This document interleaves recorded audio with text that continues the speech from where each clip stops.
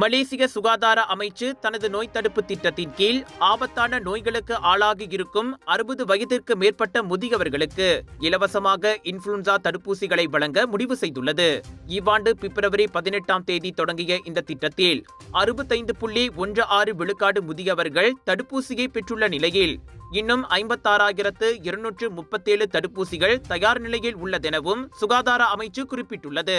August இறுதியில் முடிவடையும் இச்சேவை தேர்ந்தெடுக்கப்பட்ட 649 சுகாதார மருத்துவமனைகளில் வழங்கப்படுவதை மக்கள் அறிந்திருக்க வேண்டும் என்றும், மை செஜாத்ராவில் தங்களுடைய தனிப்பட்ட தகவல்களை பதிவு செய்து தடுப்பூசிகளை பெற்றுக்கொள்ள வேண்டும் எனவும் அமைச்சு கேட்டுக்கொள்கின்றது. மை செஜாத்ரா செயலியை கொண்டிராதவர்கள் மருத்துவமனைக்கு நேரே வந்து தடுப்பூசிகளை பெற்றுக்கொள்ளும் வசதியும் ஏற்பாடு செய்திருப்பது குறிப்பிடத்தக்கது.